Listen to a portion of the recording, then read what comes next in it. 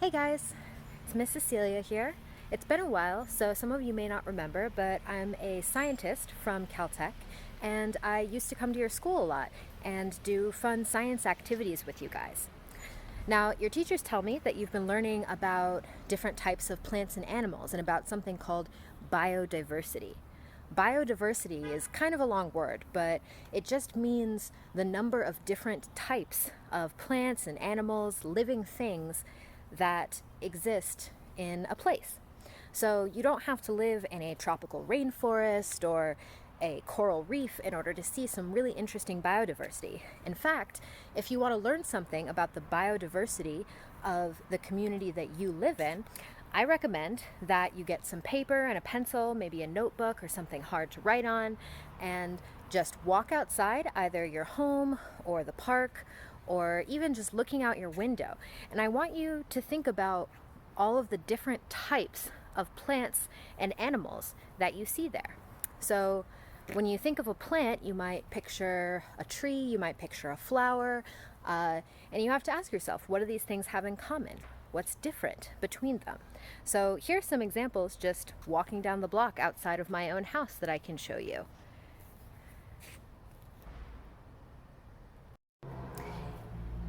So here's a plant right outside of my home. You can see if you go up real close to it and try to look at some of the details, the leaves are a little bit thick. They're a little bit soft. They squish a little bit when you touch them, and they grow in this really interesting pattern, almost like a spiral. There's some in the middle here, and they're all going out and around in this kind of shape. So that's an interesting feature. It also looks like it's a bright, sunny day outside, and it's the summer, so it started to grow flowers.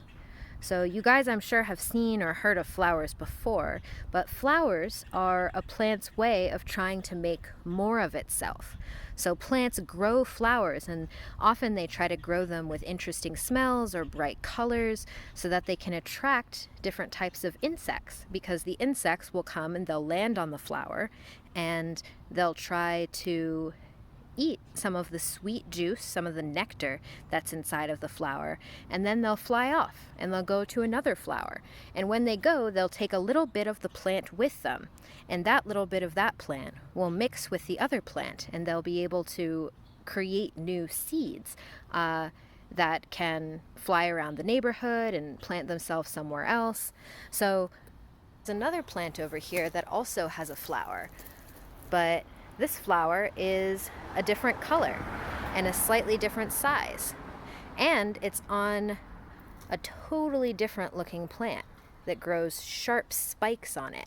And while the body of the plant maybe looks kind of fleshy and soft, a little bit like the one I was just showing you guys, it doesn't have those leaves growing in that nice spiral shape. Instead, it has spikes.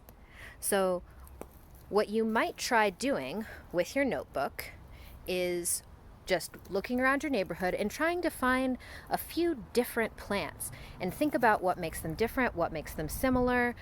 Draw a picture of it. You can try writing about it a little bit if you want, and ask yourself, why is it that these two plants that are trying to do the same thing, put out flowers and make more of themselves, why might they look as different as they do? How do the spikes help this plant?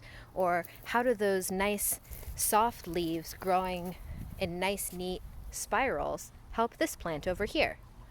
And how are they different from the trees or the bushes or other things down the block? Here's another plant that has kind of long tendril-like leaves.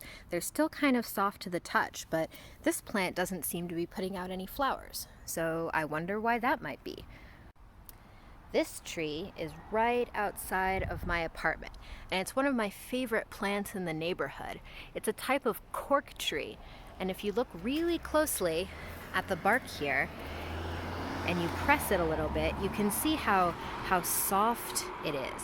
And instead of having a hard bark on the outside and a soft wood on the inside, the whole thing is made of these layers of soft, kind of spongy wood, which is really interesting. Now, this cork oak doesn't put out flowers exactly, but just like those flowering plants I showed you guys, it's still trying to make more of itself. And it does that by dropping little seeds all over the ground, little acorns sometimes.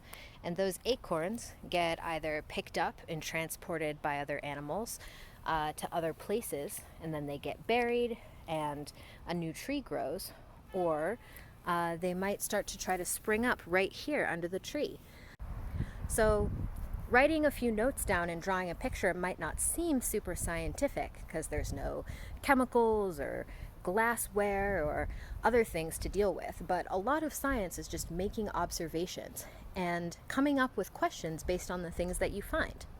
So I challenge you guys to look around your communities and try to document by writing and drawing a little bit some of the biodiversity that you see.